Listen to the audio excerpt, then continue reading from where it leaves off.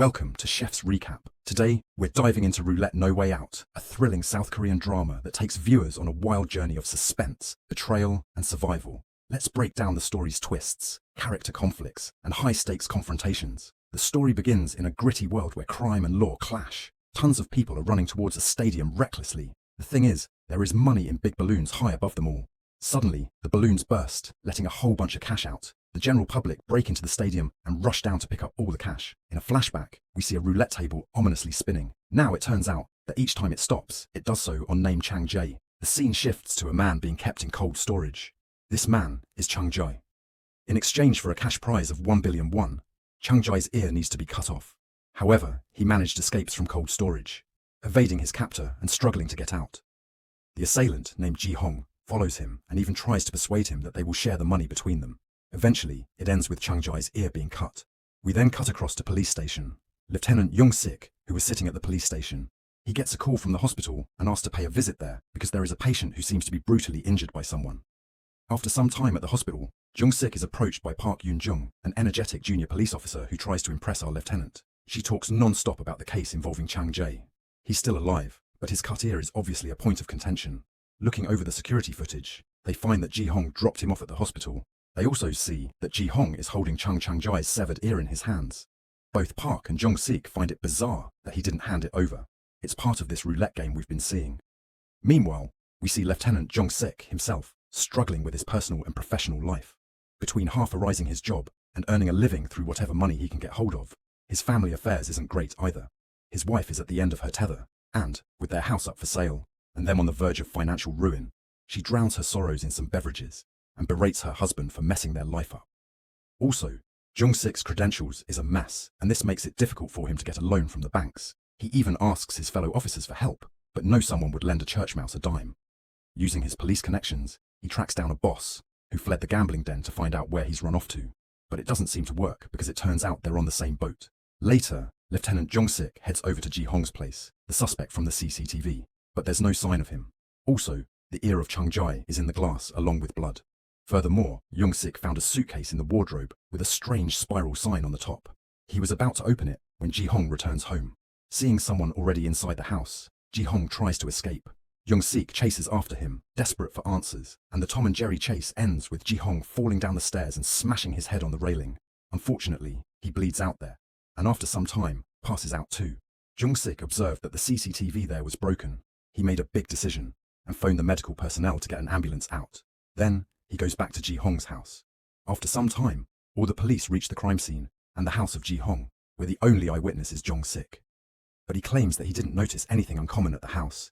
He just did a chase at Ji Hong, who slipped from the stairs and died. However, his colleague finds it a bit weird. He can't doubt Joong-sik without any evidence. After some time, Chang Jae, the man with the cut ear, breaks into Ji Hoon's place. He immediately goes looking for the suitcase, but it's nowhere to be seen. Instead, he snatches up the car keys and rushes off. Now, it turns out Joong-sik actually has the suitcase, and he drives in the parking lot, where no CCTV is watching him. Watching him, there he opens the suitcase again and see that there is money inside, lots and lots of money. This is precisely what he needs to get out of his predicament with it, totaling to about 1 billion won prize money from the severed ear. Of course, it's also tampering with evidence at the crime scene, so it's not exactly a great look for an officer. Meanwhile, Chang Jae notices that the truck across the road has dashcam footage that could be useful. After taking the car keys and playing the video, he finds Lieutenant Joong-sik carrying the suitcase of money with him before the other police officers came to the scene. The next morning, Lieutenant Joong-sik returns home to his family, a hero, with all this money available for them in the future. It also means that his daughter can keep her cello, which was initially going to be sold. For that reason, Joong-sik's family is very happy with him. At work, Yoon-jung calls Joong-sik and points out that Chang Jae has left the hospital. Joong-sik has a bad feeling about all of this, so he makes sure to hide the suitcase under some clothing in his trunk, just in case. Of course, he's unaware that Chang Jae is actually watching him, waiting for a convenient time to strike. At the police station, the footage of the roulette is obtained, including a masked man wearing the same spiral sigil we've seen on the suitcase. It's also the full video surrounding Chang Jae having his ear cut off. Joong-sik notices this and gets a closer look, realizing how everything is connected. All the police department is gathered there, and they are concerned about the dark implications of these proceedings in their city. That's why the chief asks everyone to get the masked man as soon as possible. Also, Lieutenant Joong-sik was questioned about the 1 billion won he found at the house of suspect Ji-hong, but he lied, denying the existence of the money. He also reveals that Chang Jae has disappeared from the hospital. A new video has also been posted too, confirming that another 1 billion won will be available on the 15th at 5 p.m. in Hosan NC Park. They have 2 hours to get there, and while many people in the force believe this is a hoax, it doesn't go unnoticed that Lieutenant Joong-sik checks the time first. He also believes they should follow up on this, raising his hand in front of everyone to back the idea of a big operation at the stadium. At the designated time, plethora of people are running towards the stadium recklessly. The whole police department is there trying to control the mob, but as soon as the clock hits 5 in the evening, some balloons with the same spiral sign appear in the sky. The thing is, there is money in these big balloons high above them all. The drones fly over the stadium, carrying those big balloons full of money, and then burst, letting a whole bunch of cash out. It's about 1 billion won, which is being distributed to common people. The people are desperate to get inside the stadium, and they push past the police to get into the stadium. This scene takes us back to where it all began in the opening scene. Joong-sik is also there. He was alone for a time, watching all the notes hit the ground, but he's not capturing any notes. The general public breaks into chaos and rushes down to pick up all the banknotes. It brings up a massive puzzle for the police, who now need to work out what to do from here. The people continue to pour in, and what started as ecstasy soon turns violent as the people start fighting over the money.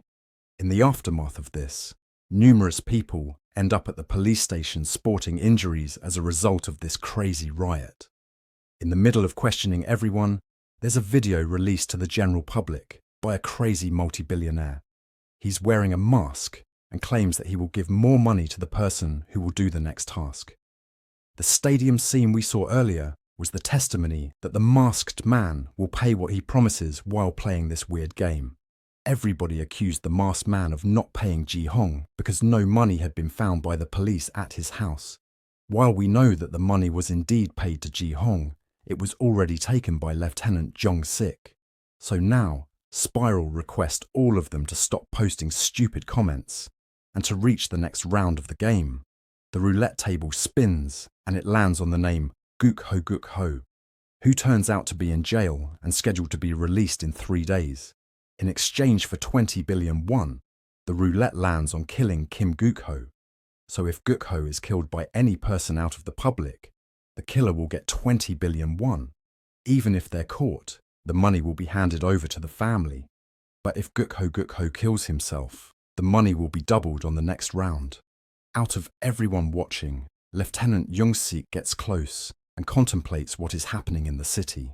The following day, the chief of the police holds a press conference and tells the public that there will be strict actions against the person who tried to attack Guk-ho. He doesn't want the public to unsettle the city's calm for a game planned by some offbeat billionaire. Later, the police briefed us on what to do next, and it seemed like they'd been trying to nail the IP address of the masked guy. However, the IP address keeps moving around, and their efforts have been futile up until this point, probably due to the IT guy poor skills. The chief calls for urgency and demands they track down Spiral, imploring them to work as hard as possible to nail this guy. Also, the police decided to give full protection to Guk-ho. They will escort him from the prison to his house, saving him from the anger of the public. In a flashback, 13 years back, a kid called Lee Min-jin is kidnapped by Guk-ho, drugged in the back of the van, and taken out to an isolated spot under a bridge. However, Min-jin ends up dying as a result of all this. Later, Min-jin's body is found in the river the next day, while Guk-ho is taken into custody. Due to model behaviour, he received a 2-year reduction from his 15-year sentence, and he's about to be released. Given his offences, the public's hatred towards him is understandable. Cutting back to the present at Hosan prison, we learn that Guk-ho was one of the most docile and agreeable inmates out of everyone. When he was released from prison, detectives were there to protect him. Although they aren't exactly thrilled about this arrangement, they do their job despite the riotous mob outside. As a matter of fact, few from the crowd immediately blast through the ranks with a knife and try to kill him. The police manage to bundle Guk-ho in the car before it's too late. The van is pelted with eggs. But the hostility from the crowd, along with Guk-ho's crimes of course, are still very much a talking point in all of this. In the van, Joong-sik discussed with Guk-ho about the video against him and also talks about the impact of that video on the public. Guk-ho has a statement to read for the press. But when he finds out about the 20 billion won reward for his death, he can't stop laughing. He's skeptical over the whole thing and eventually berates one of the detectives. He points out the Constitution and how he's done his time in prison, and technically, he no longer needs to be tried for his crimes. Upon reaching the front of his house, Guk-ho rips up his jacket to make himself look more beaten up and makes a statement to apologize profusely to all the families for his crimes. He cries too, bowing and dropping to his knees, wailing to the heavens. When he's taken inside, Guk-ho his persona, and he starts devouring sushi and was given the terms of his release, with an ankle monitor for good measure. Seeing this, Guk-ho points out that he should be the one who is watched and protected here. The detective there is quick to point out that this panic should die down in a few weeks or months at most. While Guk-ho is kept inside and protected by the police, a press statement is released promising that anyone who interferes or tries to kill Guk-ho will be tried as a terrorist. Then we cut across to Min-jin's parents. Min-jin was the kid killed by Guk-ho. Her parents are a lot older now, with Min-jin's father suffering from mental illness and her mum in late-stage liver cancer. They literally have nothing to lose, so Min-jin's mum sets out to avenge her daughter. She prepares poisoned arrows and sets out of her room. Meanwhile, Guk-ho is trying to leave his house because he wants to buy something from a mart. Though the police officers stop him from coming out of the house, seeing the angered crowd outside, Guk-ho still insists on leaving the house. So, a police officer calls Lieutenant Joong-sik from Guk-ho's place and tells him that Guk-ho is trying to break free from his house and get out. Lieutenant Joong-sik curses his luck and races over to help them. However, Min-jin's mum also shows up in a truck. In the meantime, Lieutenant Joong-sik makes a convenience store secure and takes Guk-ho there. Min-jin's mum happens to be at the same convenience store where Guk-ho arrives for some snacks. While Guk-ho wanders around trying to fill the black hole in his belly, Min-jin's mum unleashes hell with her harpoon gun. She opens fire at him but misses by inches. Then she chases him around. But Guk-ho is saved at the last second by the other officers who took the arrow for him. When Min-jin's mum was apprehended and taken out in handcuffs, she told Guk-ho he deserves to die. However, the detective hit with the poisoned harpoon starts to drool foam, and he has to be taken away in an ambulance. As for Min-jin's mother, she doesn't care what happens to her next, despite the officers apologizing for upholding the law. Later in the police station, Min-jin's mum was questioned by police, but she didn't have much to say beyond asking about well-being of the injured officer. Interestingly, Min-jin's father found a suitcase outside the house with the spiral on which seems to indicate that there's cash inside. The masked guy seems happy with the Min-jin's mum action of showing some courage and attacked Guk-ho. That's why he has sent 1 billion won for him. The following day, a car shows up outside Guk-ho's house, which happens to be driven by Yeonju's attorney. Yeonju happens to be Guk-ho's ex-wife, and she was there because Guk-ho refused divorce papers or visitations in prison, and now she gets to actually pass them over to him in person. Guk-ho is not happy and calls out the attorney for his rudeness. It turns out Guk-ho actually has a son, Dong-ha, who no longer saw him as a father figure. Guk-ho drowns his sorrows in beverage, realizing his entire life is falling apart. The following day, a lawyer named Sang-bong appears at the doorstep of Guk-ho's house. He sees the mob protesting and then climbs over a wall in front of Guk-ho's house so that Guk-ho can hear his voice clearly. From there, Sang-bong starts shouting that Guk-ho's rights are being violated, and by the law, he can't be restrained inside the house. Sang-bong yells and offers his services for Guk-ho free of cost as he thinks Guk-ho should get justice.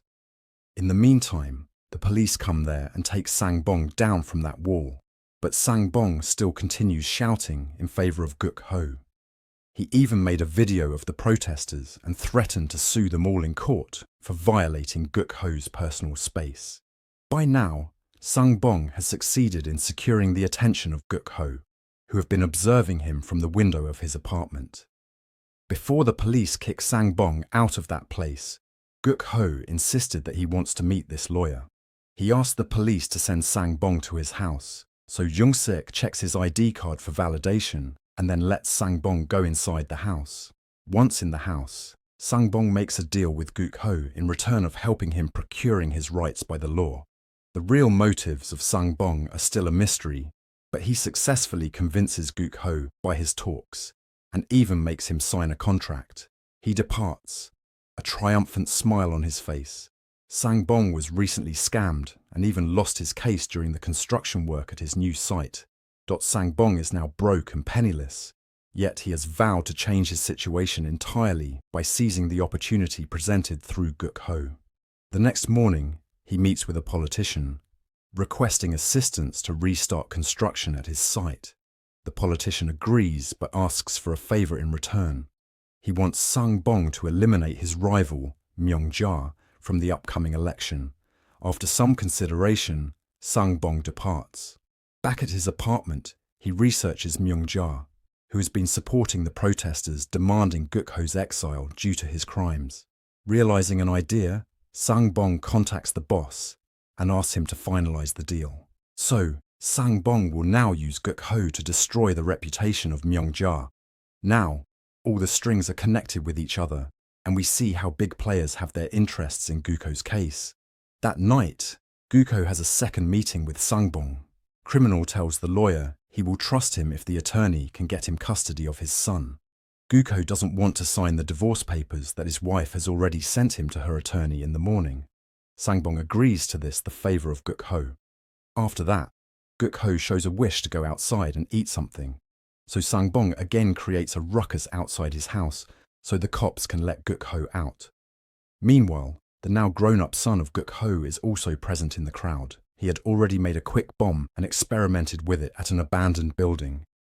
As he hates his father, he is there to kill him, so he sent a similar bomb via a package by the delivery guy to the house of Guk-ho, while the son was holding the remote control in his hands among the crowd. When Sang-bong is convincing the police and ICE officers to let Guk-ho go outside, the delivery guy approaches there to deliver the package. In all this fuss, Joong-sik doesn't let the package go inside and keeps it in his car for some time. In the meantime, the son continuously tries to explode the package when it is near Guk-ho, but his remote control fails to work. So he throws the remote control on the ground and takes out a chemical bottle. He runs carrying that chemical with the intention of throwing it at his father, but the police officers stop him. Just then, a spark flares in the remote control, and the bomb inside the package present in the car explodes. It injures many people nearby, but Guk-ho remains safe. Now we see the politician Myung-ja, who is at the time discussing with her assistant how she can get the attention of the public using the case of Guk-ho. Suddenly, the news came about Myung-ja accusing her of fraud in the national funds for the endowment of youth. Soon, she is presented before the prosecutor for investigating the case. However, Myung-ja keeps her clever attitude and claims that she will cooperate with the attorneys in the investigation and also will face all the charges if she is found guilty. The conversation reveals Myung-ja's ambition to be the future president and her intent to use the youth support for her political gain. But back in her car, Myung-ja knows that she is guilty and will have to do something to evade the charges this time. Also, the media have received information from the prosecution about Myung-ja, and public sentiment is turning against her. She tries to talk to her party leader to help her out of the fuss, but he also ignores her, saying that the mess is created by herself and that she should sort out solutions for it. Though the party leader has also been cut from the fraud money, he doesn't fear Myung-ja due to his strong position in the public. Back at her apartment when Myung-ja is discussing with her assistant what she should do now, she hears the sound of an explosion in the city. It's the same explosion that Guk-ho's son caused earlier, so now she's investigating the matter of Guk-ho and the masked person's video more deeply. Also, she sent her assistant to meet Guk-ho's lawyer. The assistant meets with Guk-ho's representative to negotiate an arrangement that would benefit both parties. She is offering him a lot of money to the lawyer to let her use Guk-ho's case in her favor. Sang-bong discusses his plans with Guk-ho, though he has ulterior motives. He intends to double-cross Myung-ja, as he is secretly aligned with an opposition leader. Unaware of this, Myung-ja prepares to present herself as compassionate. She puts on makeup, steps out in front of Guk-ho's house, and announces that she will kneel there until Guk-ho agrees to speak with her, claiming she intends to meet the demands of protesters calling for Guk-ho's exile. She even sheds a few tears, gaining public sympathy. Crowds gather, admiring her supposed humility. Meanwhile, Myung-ja's assistant fuels the situation further by hiring actors, a family with a child, to approach her and offer gifts, adding an emotional layer that wins even more support. In the evening, Guk-ho eventually steps out and invites Myung-ja inside, which boosts her image in the public eye. However, once inside, she drops the act, focused instead on her niece. Guk-ho asks her to restate her offer to persuade him to leave the city.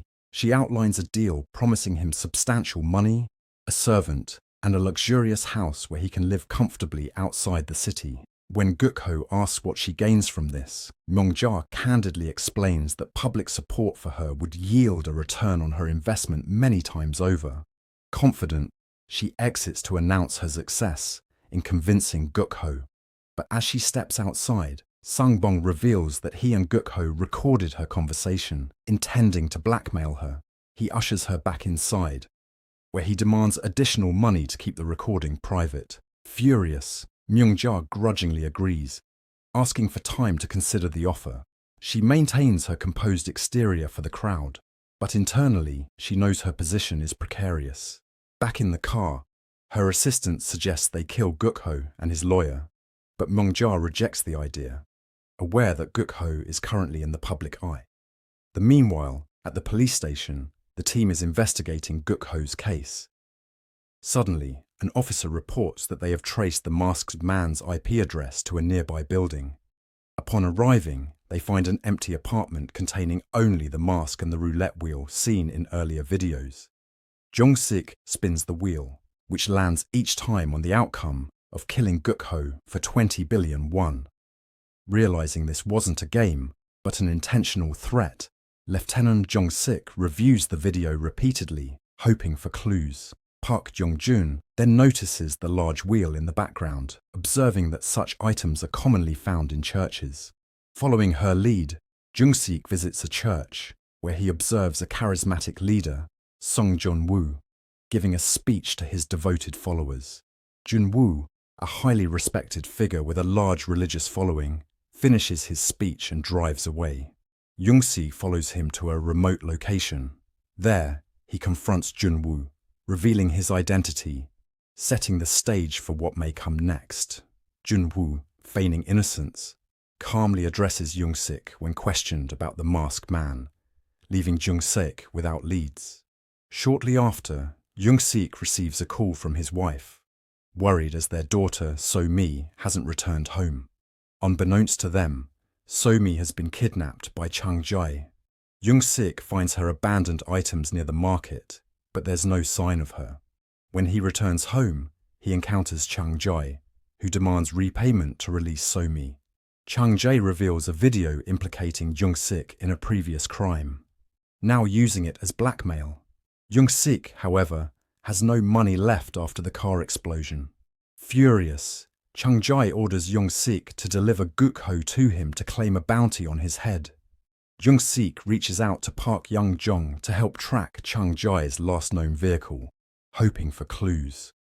Meanwhile, Guk-ho and Sang-bong meet to strategize how to secure custody of Guk-ho's son, Dong-ha. At the same time, Dong-ha, a talented violinist, impresses judges at an audition and receives a scholarship to study abroad. However, when questioned about his father's crimes, he remains silent, as he's endured years of bullying due to Guk-ho's notoriety. He once defended a classmate who stood up for him, warning her not to intervene again after a dangerous confrontation with his bullies. In the present, Dong-ha is offered another opportunity to study abroad, but he declines, unwilling to leave his mother. Sang-bong, on behalf of Guk-ho, visits Dong-ha's mother, reminding her how she reported Guk-ho's crime, leading to his imprisonment. Sang-bong tries to persuade her to let Dong-ha meet his father, but she refuses, returning the custody papers. Later, Dong-ha discovers a hidden knife among his mother's things. The next morning, he arrives at Guk-ho's house, discreetly positioning his bag near a window. Approaching the police, he introduces himself as Guk-ho's son, requesting to see his father.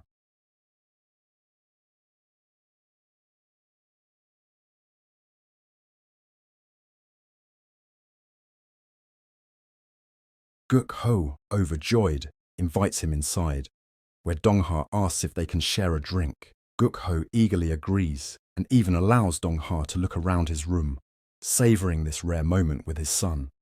Guk-ho agrees, and Dong-ha goes to his room, looking at the bag he had thrown towards the window earlier. He tries to get it because it contains a knife, and Dong-ha still hates his father a lot and wants to kill him. In the meantime, Dong-ha's mother, Yoon-ju, arrives home and finds a letter written by Dong-ha. In the letter, Dong-ha wrote that they had been facing hardships all their life due to his father, and now it was time for the father to pay the price. After reading it, Yeonju realizes what Dong-ha is planning, so she rushes toward Guk-ho's place. Back to the house, we then see Dong-ha going downstairs with Guk-ho.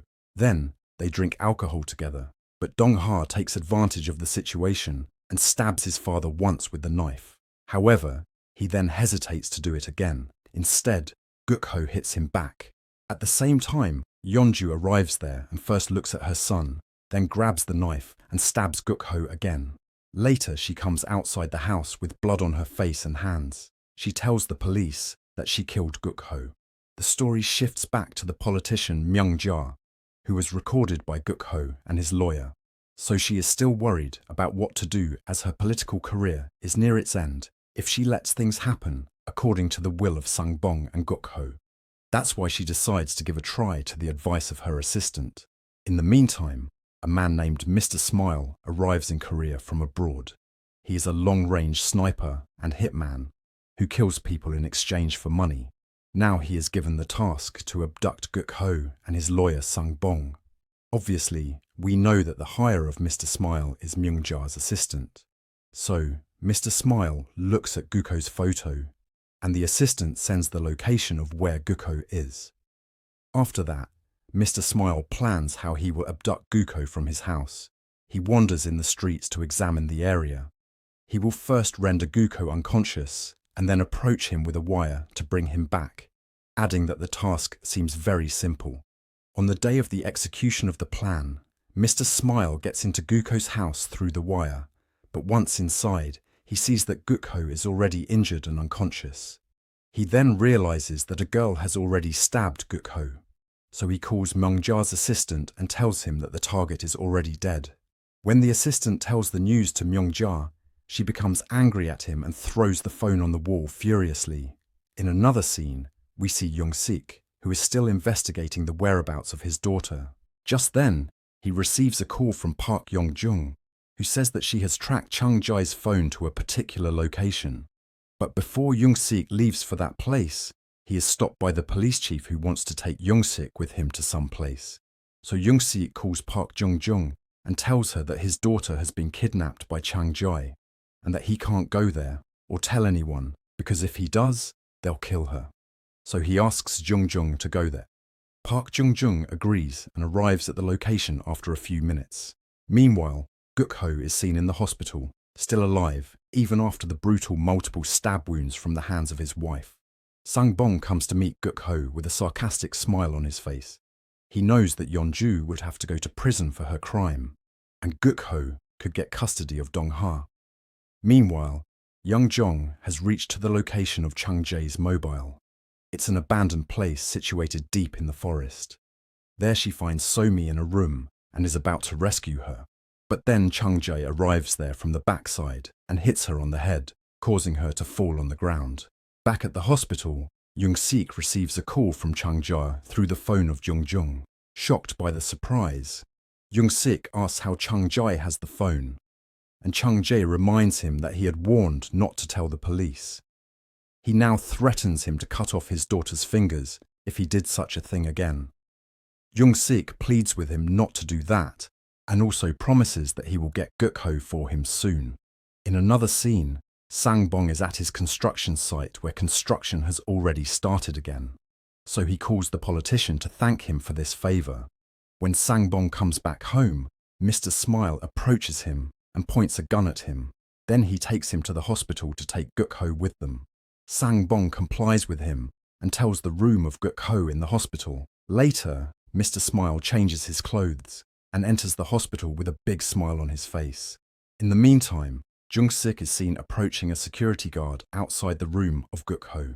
He suggests the guard that he has been watching Guk-ho for a long time, so he should go and take a break for eat. Then, Joong-sik switches places with the guards and enter the room of Guk-ho. Inside, he knocks Guk-ho unconscious and restrains him with the handcuffs around his hands. Just then, Mr. Smile is seen fitting a bomb with smoke outside the Guk-ho room. He then enters the room and sees that Joong-sik is already taking Guk-ho somewhere. So he first fights with Joong-sik and knocks him down. Then he takes Guk-ho away, putting him on his shoulder. No one saw him because the emergency alarm was already going off and smoke was everywhere. He successfully takes Guk-ho and his car away. However, the police car follows him, but it doesn't help as Mr. Smile drops off some tire bursters on the road. After some time, the police try to track the car through CCTV footage. They find out that the car is present on the outskirts of the city, so Joong-sik goes there with one of his colleagues. However, upon reaching there, they find out that the car is empty. Joong-sik catches a fighting scene from a long distance and starts driving towards it alone. On the other hand, Mr. Smile has brought Guk-ho to a location where Sang-bong is already present. Right then, Myung-ja and her assistant came. Myung-ja thanked Mr. Smile for his amazing work and handed over the bag full of money. Sang-bong starts by saying that he has evidence against Myung-ja and that he can ruin her life within days. But Mr. Smile takes out his gun and shoots right in the head of Sang-bong within a second. Seeing this, Guk-ho takes out a needle from his body and starts trying to open the lock of his handcuffs with it. When Mr. Smile is about to kill Guk-ho, Myung-ja stops him and takes his gun, saying that she will kill him with her own hands. She comes close to Guk-ho and points the gun straight at his head. However, instead of killing Guk-ho, Myung-ja shoots at Smile and makes him fall to the ground. She wants to leave none of her traces behind. Then she pushes Guk-ho and makes him fall to the ground. She asks her assistant to kill Guk-ho, as she wants to include him in this crime too. But before the assistant could fire a bullet, Mr. Smile comes back to his senses. He is still alive, and now kills the assistant with just one shot in the head. He then points the gun at Guk-ho and Mayong. Taking the opportunity, bows down and escapes from there. By that time, Guk-ho has also freed his hands, so he attacks back at Mr. Smile, making both of them land outside the house through the window. The two continue to fight with Smile repeatedly hitting Guk-ho. Both of their hands are bound together with the handcuffs. During the fight, Guk-ho succeeds in getting a gun, and he takes the opportunity to kill Mr. Smile there. After that, he takes a car parked nearby and tries to flee from there. But due to his injuries, he is in a terrible state, so he crashes into a tree. On the other hand, Myung-ja has also succeeded in evading the dire situation and saving her life. The following morning, the forensic team reached the crime scene, where the dead bodies of Sang-bong and Mr. Smile were lying. Myung-ja had escaped, and Guk-ho was captured later by the security guards. The media is pressing the police for answers, but the police chief is avoiding the situation as he has nothing to say yet.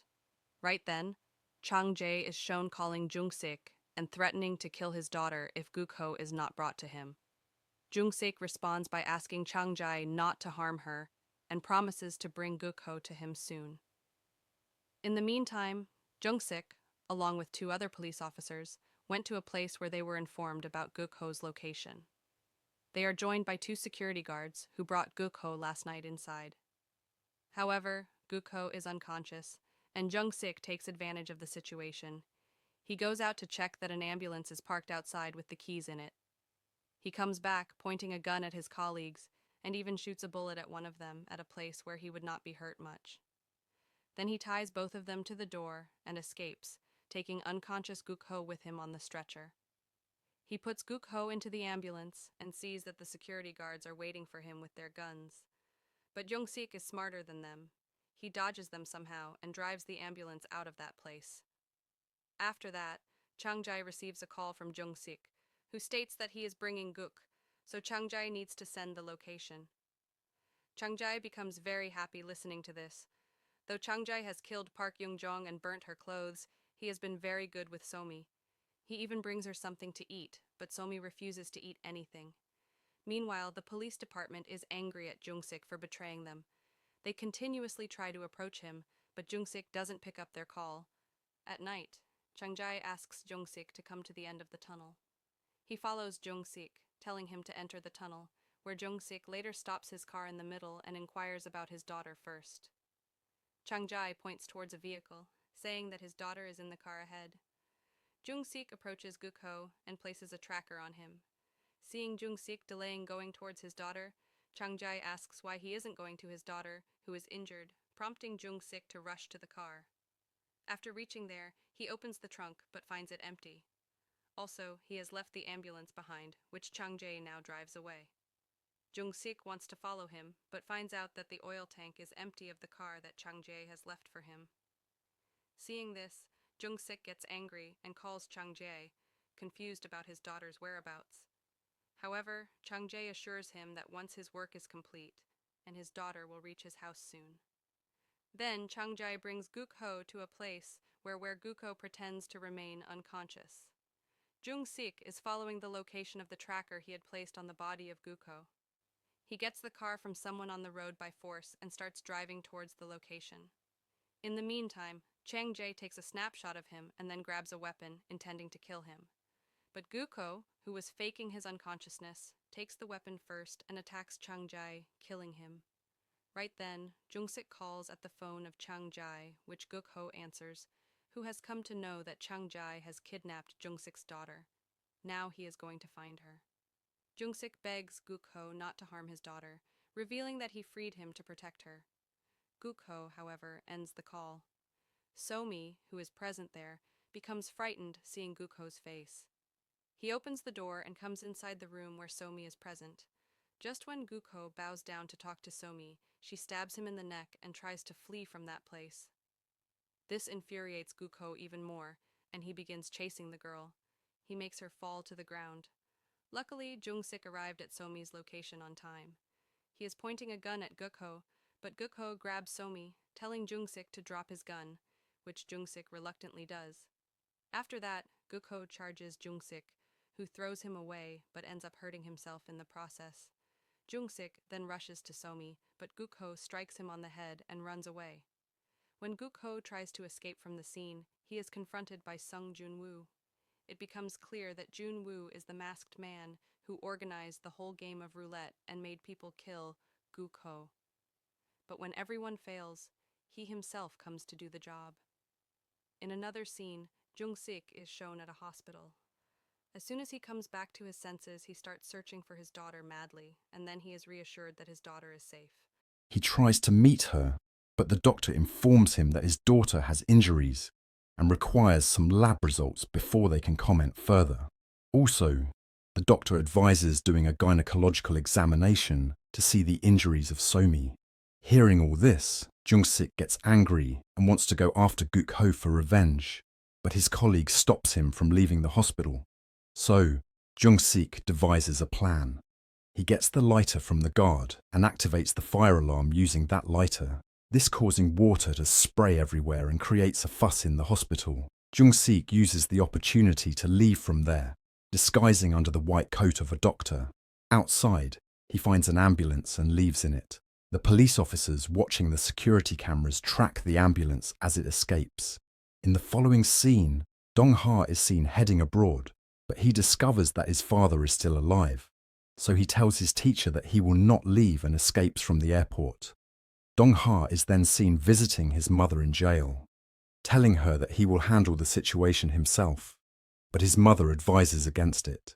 She doesn't want him to indulge in any violent activities, but Dong-ha leaves without listening to her. He's walking on the street when a car comes and takes Dong-ha. Jun-woo is inside the car and takes Dong-ha to his house. There, he questions Dong-ha, whether he can meet his father. Before Dong-ha can answer him, the scene shifts to the past. A flashback reveals Jun-woo as a kid in the court, where a priest had committed a crime. The mother of Jun-woo used to stay at the church for most of her time, and that priest had raped her in the church. However, the priest received a light sentence of 2 years and 6 months.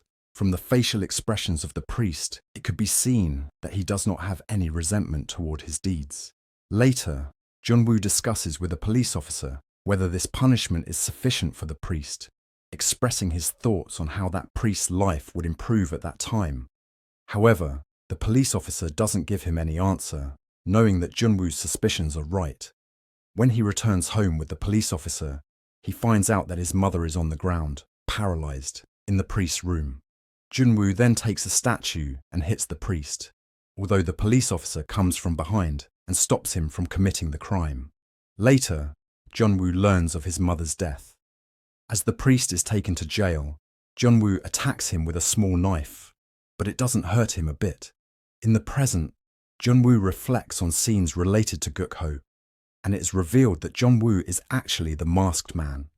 He made a person cut the ear of Chang-jae because Chang-jae earlier burnt a lady alive in a house by sprinkling petrol on her.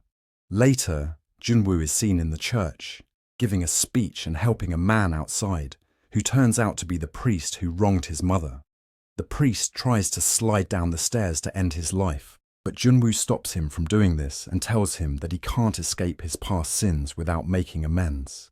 After the evening, priest is taken to a place and injected with something that causes him pain and also keeps him in a half-dead situation, sitting in a wheelchair all the time. Back to the scene where we left earlier, Jun-woo tells Dong-ha that the priest harmed his mother, but he didn't kill him, because the true revenge is making the person live in fear and shame. Dong-ha, however, expresses that he wants everything to end, meaning that he wants to kill his father so he and his family can live peacefully. The next scene shows Joong-sik arriving with a car, trying to use the tracker he placed with Guk-ho, and entering a room where Guk-ho was lying earlier. However, Guk-ho is not present at the moment, and the tracker is present on the floor. Also, Joong-sik finds out the peculiar spiral symbol of the masked man on the wall. Meanwhile, Jun-woo is with Guk-ho, telling him to see what his son wants, and whether he will be able to kill him. After that, Jun-woo takes Dong-ha to the church to meet his father. Guk-ho is bound with a chair there. There, Jun-woo encourages Dong-ha to kill his father, giving him an injection. He tells him that it will cause immense pain and kill him in 5 minutes. Also, Jun-woo sends a photo of Guk-ho online, which causes the people to come to the church to kill Guk-ho. In the next scene, everyone finds out where Guk-ho is, and they arm themselves. Jun-woo tells Dong-ha that he has limited time as people are on their way. Saying this, Jun-woo leaves, and Dong-ha prepares to inject his father. Seeing this, Guk-ho apologizes for his sins and claims that he's ready to get any punishment. But Dong-ha still remembers the hardships his mother bore due to Guk-ho. He wants revenge now, but still, he is unable to kill his own father with that injection. Taking the opportunity, Guk-ho attacks his son, overpowering him in no time. But Jun-woo arrives there soon and saves Dong-ha from his father's tyranny. Dong-ha also attacks his father again with a pointed object. He's going to kill him this time, but Joong-sik comes there and urges Dong-ha not to become like his father. He tries to calm Dong-ha down and takes the weapon from him. Then he heads towards Jun-woo to arrest him, as he is the masked man who created all this fuss. But they are interrupted as many people arrive to kill Guk-ho. Joong-sik tries to prevent them from entering, but they don't listen. He tries to warn them by firing in the air. But when he sees that people are still not listening, so he opens fire at the people too, specifically on the legs. In the meantime, Guk-ho recovers and grabs Dong-ha, threatening Joong-sik that he will inject his own son. Joong-sik tries to stop him, but Guk-ho is not going to leave his son. He wants to escape from that place. But Joong-sik shoots Guk-ho, killing him on the spot. Dong-ha is finally saved. Soon, the police arrive, but Joong-sik notices Jun-woo is not present. He has already left. In another scene, the chief talks with the police about not knowing who is behind everything, noting that even Jun-woo doesn't know much. Although Jun-woo was running the church, it was not his. The man running it is not in their database and uses a fake name. Jun-sik, meanwhile, is at the hospital caring for his daughter, who seems to be in better condition. Now, Jun-woo is later seen leaving a parcel. Joong-sik is seen in his car, checking a map with several marked locations. He spots a place and looks at the key given by Jun-woo. In the meantime, we see Mr. Smile still alive and arrive at a hideout of the masked man. He questions someone about the masked man's whereabouts, but he claims ignorance and is killed. After that, Joong-sik arrives there and surveys the surroundings, finding many dead bodies. He approaches a laptop that prompts him to press a button. Right then, Mr. Smile appears on the screen, addressing Joong-sik. He reveals that a client wants him dead. He warns Joong-sik to stop his pursuit of the masked man, threatening to kill him if he doesn't. The series brings together a star-studded cast who portray flawed, driven characters, from law enforcers seeking justice to cunning players on the wrong side of the law. Each character faces tough choices, and their motivations are what keep us guessing. At its core, Roulette No Way Out explores loyalty, betrayal, and the lengths people will go to survive. As tension builds, the characters must make life or death decisions, leading to jaw-dropping confrontations. If you're in for suspense, tension, and a roller coaster of betrayals and power plays, Roulette No Way Out has it all. Hit subscribe for more thrilling recaps.